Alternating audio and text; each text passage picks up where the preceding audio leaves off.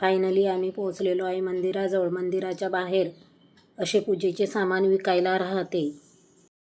देवीच्या मूर्तीमध्ये टाकायला सामान घेतो. हळदी, कुंकू. मला असं वाटलं होतं देवीला घालण्यासाठी हार मंदिराच्या जवळ आपल्याला मिळून जातील, पण हार काही आम्हाला मिळाले नाही. त्यामुळे मी नारळ, कापूर, हळदी, कुंकू, अक्षदा आणि छोटी जी झेंडूची फुलं आहे ती घेतली. चला पुढं गेल्यावर आपल्याला देवीचे दर्शन घ्यायचे आहे. तुम्ही पण चला ताईंनो आमच्यासोबत देवीचे दर्शन घेण्यासाठी. हे बघा देवीच्या समोरच इथं होम पेटलेला आहे. नैवेद्य पण दाखवलेले आहे.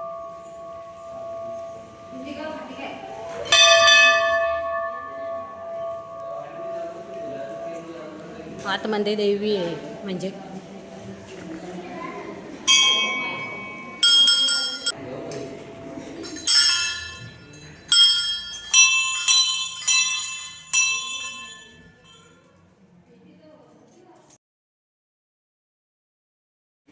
आतमध्ये 2 किंवा 3 ताईंनाच पूजा करता येईल एवढीच जागा आहे. आतमध्ये खूप छोटे मंदिर आहे आणि खूप अंधार पण असतो. त्यामुळे जेवढं शक्य होईल तेवढं शूट आम्ही घेतलेलं आहे. माझ्या वहिनीने देवीला हळदी, कुंकू, अक्षदा, फुलं वाहिली. देवीची पूजा करून घेतली कारण आमच्या पाठीमागे पण बऱ्याच रांग लागलेली होती देवीचे दर्शन घेण्यासाठी व पूजा करण्यासाठी. त्यामुळे आपल्याला जास्त वेळ देता येत नाही. वहिनीची पूजा झाल्यानंतर लगेच मी हळदी, कुंकू, अक्षदा, फुलं वाहिली. देवीला नमस्कार केला आणि जो कापूर आणलेला होता त्याची ज्योत आम्ही इथंच लावली. अगरबत्ती आतमध्ये लावू देत नाही, तरी पण काही लोक लावतात. खूप वेळा मी तुम्हाला सांगितलेलं आहे की ह्या देवीचा आम्हाला खूप अनुभव आहे आणि ह्याच देवीचा जो फोटो आहे तो माझ्या देवघरामध्ये पण आहे. आम्ही लहान असताना या देवीच्या यात्रेला यायचो. त्यावेळेस सर्व जेवढे लोक यात्रेला येतील तेवढं मुक्कामी राहायचे, कारण त्यावेळेस सुखसुविधा नव्हत्या व बैलगाडी घेऊन यात्रेला यायचे. पिक्चरच्या टाक्या यात्रेमध्ये असायच्या. खूप मोठी यात्रा असायची. आकाशी पाळणे असायचे. भांड्यांची मोठी मोठी दुकानं असायचे. खूप मोठी यात्रा असते इथं. दरवर्षी येतो आम्ही. आता यात्रा संपलेली आहे तरी पण दर्शनाला बरीच गर्दी आहे. छान दर्शन झाले आमचे. देवी पण गर्दी असल्यामुळे देवी पूर्ण दिसत नाही. खूप छान वाटतं इथं आल्यावर. आम्ही दरवर्षी येतो. तशी पण खूप गर्दी असते. नवसाला पावते ही देवी. खूप जुनं मंदिर पण आहे. आपण जर काही नवस कबूल केलेला असेल आणि तो जर पूर्ण झाला असेल तर बरेच लोक इथं नवस देतात. आम्ही पण बऱ्याच वेळा नवस दिलेला आहे. पानावरती दिवा रोडगा आहे. आज पण कुणाचा तरी नवस इथं होता. त्यांचा स्वयंपाक पण चालू होता आणि खूप छान भाजीचा वास येत होता. आमच्या आईने पण दर्शन घेतले. वहिनी इथं दर्शन घेत आहे. यामध्ये आहे अंगारा. पेपरमध्ये बांधून अंगारा नेतात इथून.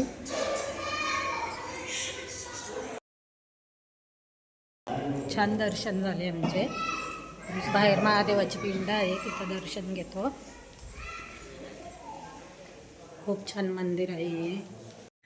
थोडा वेळ मंदिरामध्ये बसलो. त्यानंतर राजेश्वर दीदी आणि आम्ही तिघांनी मिळून कचोरीचा नाश्ता केला. आता निघालेलो आहे घरी जाण्यासाठी. आता गाडी लावली. आम्ही चाललोय घरी. आता जवळ पण चला आम्ही चाललोय आता. कुठं पुढे दाखवते तुम्हाला कुठं जाणार आहे ते. चला राजेश्वर जा बाबा. तू या नाही नांदी लागायला पुरात. हा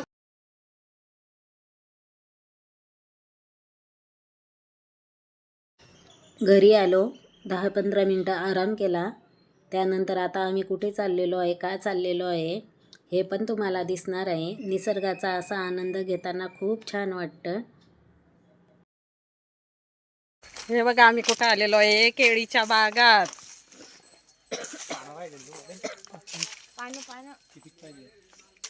आम्हाला काय एका पानाचं काम होतं, पण आता आम्ही जेवायला घेतोय. बघ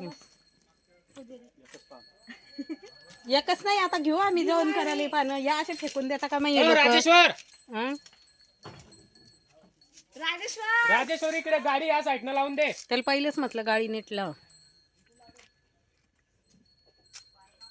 या असे म्हणजे या असे फेकून देता का हे लोक असे विचारते मी.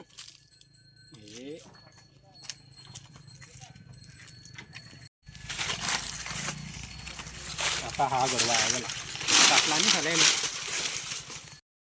असं शेतामध्ये आल्यानंतर शेताच्या बाहेर अजिबात जाऊ वाटत नाही. तसं तर मी गावाला आले की दरवेळेस शेतामध्ये येते. पिकलेले केळं खातोय. घरचे गळ पडलेले आहेत खाली.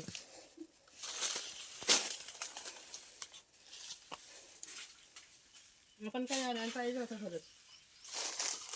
राजी सोडली सांग ना. हा माझ्या मामाचाच मुलगा आहे. त्याचेच हे शेत आहे. जी पिकलेली केळं आहेत घडाला ती त्याने आम्हाला काढून दिली. असाच मी एक शॉर्ट व्हिडिओ टाकलेला होता. त्या शॉर्ट व्हिडिओच्या खाली एका दादाची कमेंट होती की ती पिकलेली केळं शेतातली खायची नाही. तो दादा आपल्या सबस्क्रायबर फॅमिलीमधलाच आहे. त्याने पण काही चुकीचे सांगितलेले नसेल, पण आम्ही खातो. आम्ही घेतला एक घड. चिल्याची भाजी घेतली बागा म्हणली. घड पिकून खाली पडलेले आहे. भरपूर घड आहे इथं पिकलेले असे. ती भाजी घेतली का आपली भाजी. मामाचं शेत आहे माझ्या.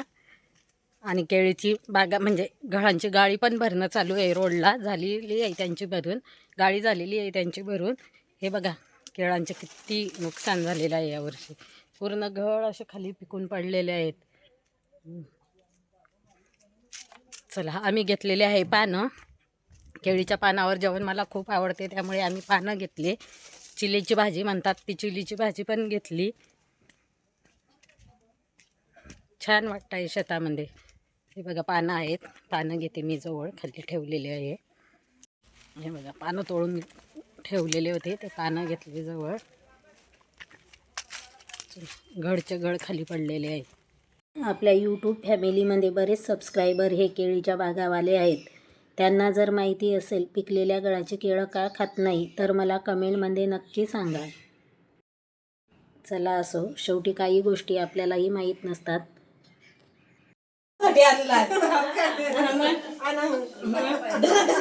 आमच्या वहिनीला ना लय केळा आवडतात. मी आमच्या वहिनीसाठी शेतात गेली. शेतामधून एवढा मोठा घोड घेऊन आली. चांगले पिकलेले केळं आणले. आणि त्या वहिनी म्हणतात मी रोज पाहते. बघा त्या रोज पाहतात. पण मेहनत वाया गेली का नाही माझी आता तुम्हीच सांगा बरं. वहिनीचा चाललेला आहे स्वयंपाक. आम्ही दुपारी तिकडून आलो. दीदी आणि मी झोपली होती. काय भाजी आहे. बटाट्याची भाजी केली. सकाळच्या पोळ्या कोणी जेवलं नाही. हे बघा ताई ना स्वयंपाक पण चालू आहे.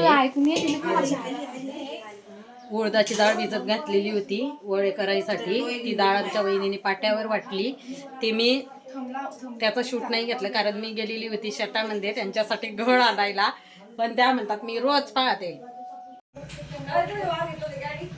वहिनीचा उपास होता म्हणून मी केळं आणले. किती केळं खाल्ले पहा आमच्या वहिनीने किती केळं खाल्ले पहा ताई. 3 केळं खाल्ले. मला केळं लय आवडतात. आणि सकाळपासून शुक्रवार आहे. हा मी एवढी काळजी केली गेली घेऊन आली. बघा केळं आणले. 3 खाल्ले पण चौथीची म्हणते खा. पण खा खाण्यासाठीच आहे का नाही. 3 खाल्ले.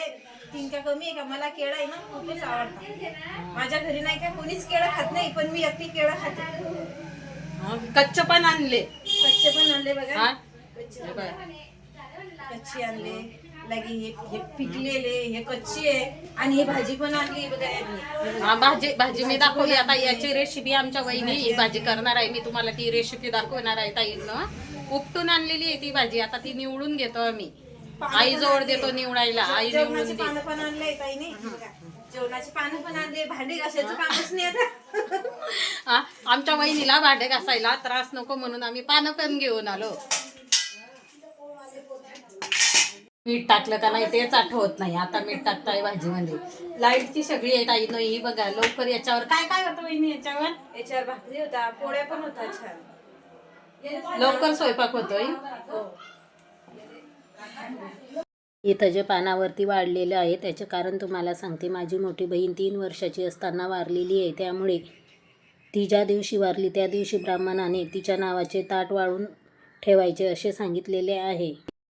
तुळशीजवळ दिवा लावला आमच्या वहिनीने. आणि इथं बघा दारामध्ये पण दिवा लावला. दोन्ही साईडने 2 दिवे ठेवलेले आहेत. वडे बनवण्यासाठी उडदाची डाळ पाट्यावरती वाटली. लाल मिरच्या, लसूण, जिरं ते पण पाट्यावरती वाटलेलं आहे. वहिनीचं चाललेलं आहे इथं वडे तळण्याचं काम. काय केलं वहिनी? वडे, उडदाच्या डाळचे वडे केले पाऊंच. या ताईनो गरम गरम वडा खायला. या खा, वहिनी बोलवताय. या गरम गरम वडा खायला या.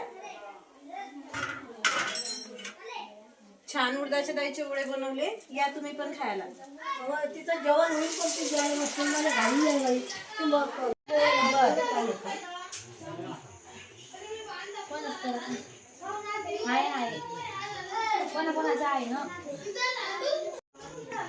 दीदीचं आणि माझं आता जेवण चालू आहे. आता आम्ही जेवायला बसतो. आईने आम्हाला ताट वाढून दिलं, म्हणजे केळीच्या पानावरचे जेवण. मला खूप आवडतं केळीच्या पानावर जेवायला. काय काय आहे? शिरा आहे, वडा आहे, पुऱ्या आहे, बटाट्याची भाजी आणि वांग्याची भाजी. पूर्ण व्हिडिओ पाहिल्याबद्दल सगळ्यांचे मनपूर्वक आभार मानते. परत भेटूया उद्याच्या एका नवीन ब्लॉगमध्ये. धन्यवाद.